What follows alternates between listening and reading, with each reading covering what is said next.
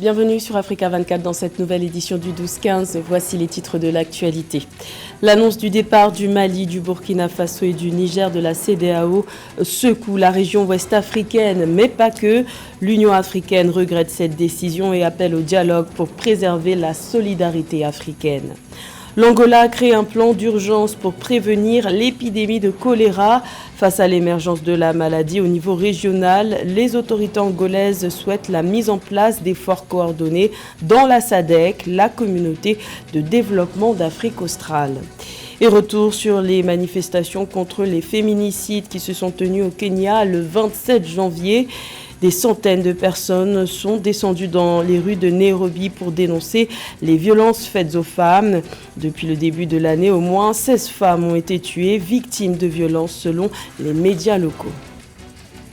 Mais tout d'abord, au Libéria, le président Joseph Boakai affirme avoir hérité d'une économie en mauvais état. Dans son discours sur l'état de la nation, le chef de l'État, qui a prêté serment le 22 janvier, a déclaré que le solde enregistré était de 20,5 millions de dollars et non de 40 millions de dollars comme annoncé par son prédécesseur George Weah. Une contradiction sur laquelle la Banque centrale doit se pencher sur ordre du Sénat, selon les informations rapportées par les médias locaux.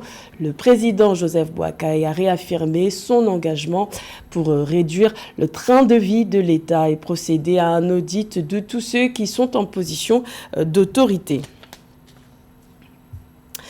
L'annonce a secoué l'Afrique de l'Ouest le 30 janvier. Le Burkina Faso, le Mali et le Niger, trois pays dirigés par des militaires, ont notifié leur retrait sans délai de la CEDEAO, Communauté économique des États de l'Afrique de l'Ouest, au nom de leur souveraineté nationale respective.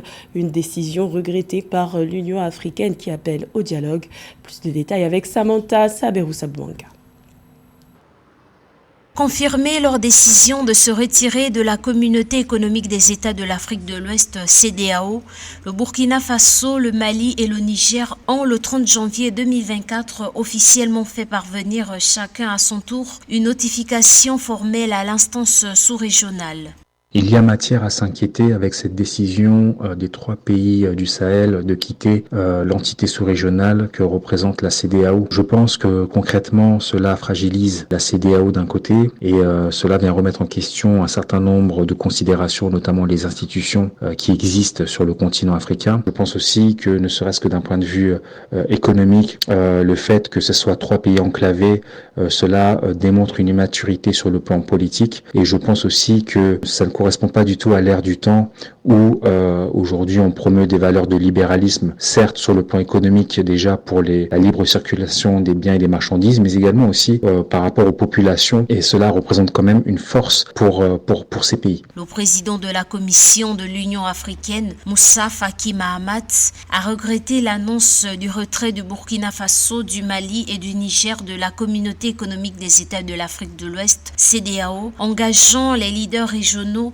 à intensifier le dialogue avec les trois pays concernés. Moussa Faki Mahamat a appelé à la conjugaison de tous les efforts pour que l'unité irremplaçable de la CEDEAO soit préservée et la solidarité africaine renforcée. L'Union africaine est tout à fait dans son rôle lorsqu'elle exprime son regret face à la décision prise par les trois pays frondeurs. Elle favorise le dialogue et l'échange et c'est ce qu'elle doit faire en tant qu'entité supranationale. Je pense aussi qu'elle est très attentive à la communication et à l'image que cela peut renvoyer auprès des autres pays membres de l'Union africaine, puisque nous ne sommes pas à l'abri de d'autres coups d'État et également d'autres pays qui auraient des velléités de quitter des instances sous-régionales. Dimanche 28 janvier 2024, les trois pays de l'Alliance des États du Sahel, AES, ont conjointement annoncé leur retrait sans délai de la Communauté économique des États de l'Afrique de l'Ouest, une organisation fondée en 1975 dont le siège se trouve à Abuja,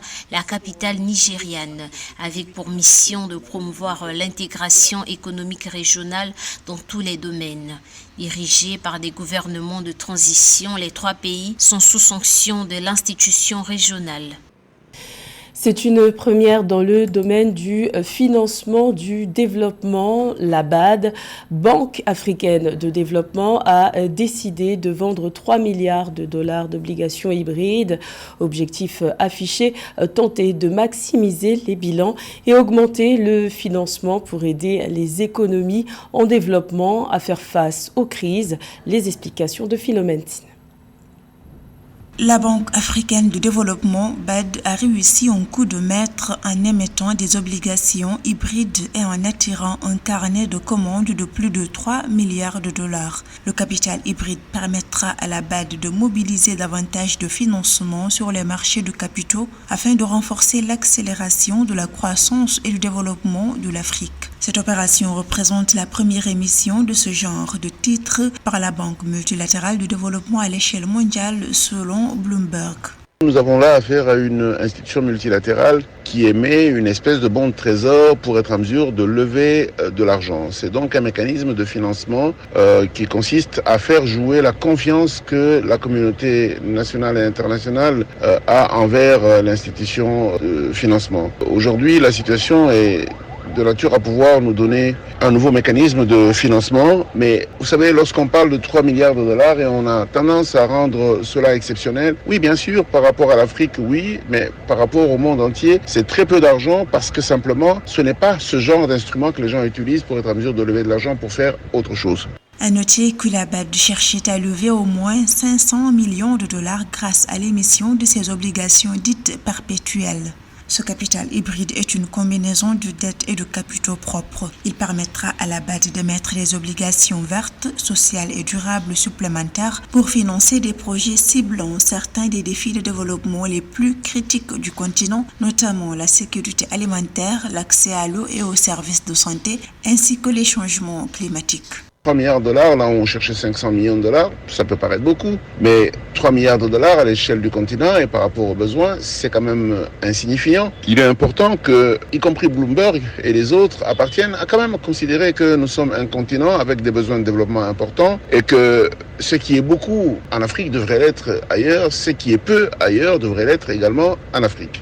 Selon les responsables de la BAD, l'institution financière aurait la capacité d'émettre 4 à 5 milliards de dollars d'obligations hybrides. Toutefois, ce genre d'opération devrait se faire d'une manière progressive avec 1 ou 2 transactions par an. L'Angola lance l'alerte au sein de la SADC. Le pays a récemment mis en place un plan d'urgence pour prévenir l'épidémie de choléra. Mais face à la résurgence de la maladie au niveau régional, les autorités angolaises espèrent une coordination des efforts des pays membres de la communauté de développement d'Afrique australe pour contrôler la propagation de cette maladie. Plus de détails avec Marie-Raphaël Antolo. En Angola, un plan stratégique pour empêcher la circulation de l'épidémie de choléra dans le périmètre frontalier Angola-Namibie par les autorités angolaises. Il s'agit plus précisément d'établir des mesures visant à renforcer la surveillance épidémiologique pour empêcher la circulation du dit virus dans les postes frontaliers. Le ministre angolais des Affaires étrangères, Tete Antonio, a dans ce cadre appelé lundi 29 janvier les pays membres de la communauté de développement d'Afrique australe à coordonner leurs efforts pour prévenir et contrôler la propagation du choléra. Since early 2023, en début 2023 jusqu'à ce début 2024, 8 pays membres de la SADC ont combattu et combattent toujours contre le choléra. Nous avons d'ailleurs noté près de 140 000 cas et près de 1300 décès. Nous parlons notamment de la RD Congo, les Swatini, le Malawi, le Mozambique, l'Afrique du Sud, la Tanzanie, la Zambie et le Zimbabwe. Et depuis les fins d'année 2023, la Zambie et le Zimbabwe expérimentent une augmentation exponentielle des cas de choléra avec des répartitions géographiques.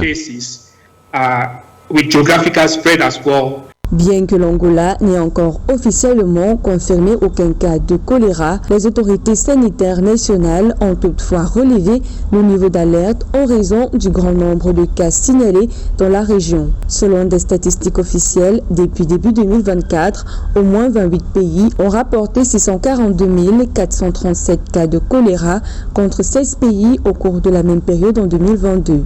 Les flambées dans de nombreux pays d'Afrique australe, dont le Malawi, avec un total de 58 982 cas et 2768 décès en 2023, et le Mozambique détenant un total de 33 862 cas et 144 décès en 2023, inquiètent les autorités angolaises et celles de la SADC. As you rightly say, cholera is a disease due to ingestion of... Le choléra est une maladie due à l'ingestion de la nourriture ou de l'eau contaminée. Les différentes autorités, gouvernements et parties prenantes doivent alors fournir un investissement à long terme au service de la distribution d'eau et plus précisément dans les communautés moins développées.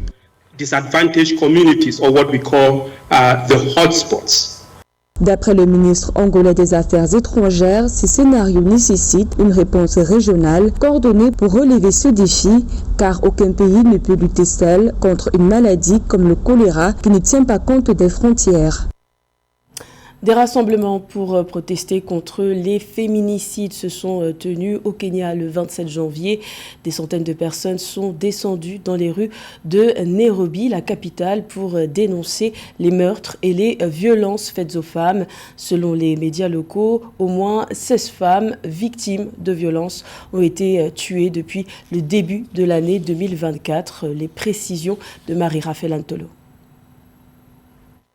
Au Kenya, ce sont des centaines de femmes qui sont descendues dans les rues de Nairobi le 27 janvier pour manifester contre les meurtres des femmes dans le pays, révoltées par la mort de plus d'une quinzaine d'entre elles depuis le début de l'année 2024. Les manifestantes sont descendues dans les rues de la capitale en brandissant des pancartes sur lesquelles on pouvait lire « Être une femme ne devrait pas être une condamnation à mort ». Selon les médias locaux, au moins 16 femmes ont été tuées au Kenya cette année. Cette manifestation anti-fémicide est, selon des observateurs, le plus grand événement jamais organisé dans le pays contre la violence sexuelle et fondée sur le genre. Je suis là aujourd'hui pour dire non au fémicide. Personne ne mérite de mourir. La vie des femmes compte pour n'importe quelle autre personne et pour aucune raison une femme ne doit mourir. Nous devons arrêter d'accuser les femmes parce que nous ne pouvons pas corriger la moralité en tuant ces femmes. Dans l'une des affaires qui a marqué le pays, une femme de 26 ans a été tuée le 4 janvier 2024 dans un appartement par un membre présumé d'un gang d'extorqueurs qui cible les femmes par l'intermédiaire des sites de rencontres selon la police. Environ 2 semaines plus tard, une jeune femme de 20 ans a été étranglée. 2 hommes ont été placés en garde à vue dans cette affaire mais n'ont pas encore été inculpés. En 2022, quelques 725 femmes et filles ont été assassinées dans ce pays d'Afrique de l'Est, selon un rapport de l'Office des Nations Unies contre la drogue et le crime. Nous comptons déjà 542 décès depuis 2016 et 245 de ces décès sont causés par les époux dans les ménages. Si 245 ont été assassinés dans leur maison et par leurs époux, de quoi parlons-nous? Il ne s'agit pas d'une affaire morale, mais des droits de l'homme. Et les femmes ont le droit de vivre. Nous ne le supplions pas, nous le demandons et enseignons que l'assassinat des femmes doit cesser dans le pays. En dehors de ce chiffre, seulement 99 des femmes sont tuées par des étrangers et donc les femmes sont assassinées par des personnes qu'elles connaissent.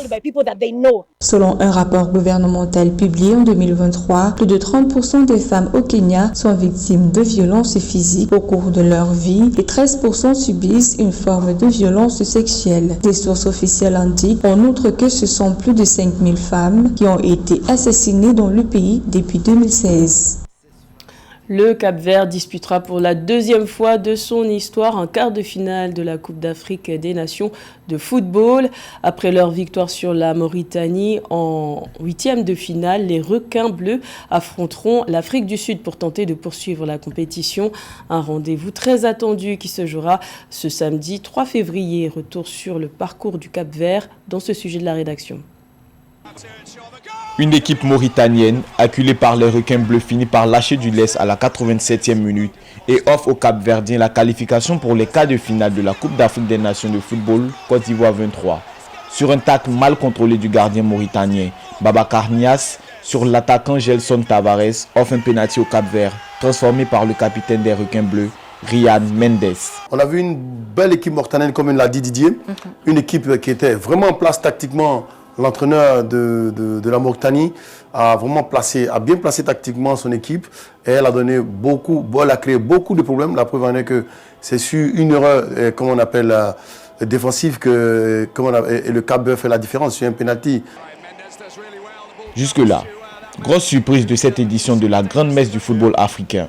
Le Cap-Vert a fini premier de son groupe devant les Black Stars du Ghana et les Pharaons d'Égypte qui tous deux ont été éliminés respectivement en phase de poule et en huitième de finale de la CAN Côte d'Ivoire 2023. Là où on est arrivé, il n'y a rien qui est facile. La preuve, le plus important, c'est de gagner.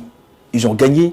Il n'y a plus à dire qu'est-ce qu'il peut faire, qu'est-ce qu'il ne peut pas faire. Là, ils doivent se reposer. Et puis attaquer le prochain match qui sera contre peut-être le Maroc ou l'Afrique du Sud. Malgré l'élimination des Mauritaniens, ce match a été une bataille tactique entre deux entraîneurs. Ami Abdou, sélectionneur de la Mauritanie d'origine comorienne, et Pedro Leitao, communément appelé Bobista, est un ancien footballeur capverdien, actuellement entraîneur du Cap-Vert. C'était le journal de la rédaction. Merci de l'avoir suivi. L'information continue sur Africa 24.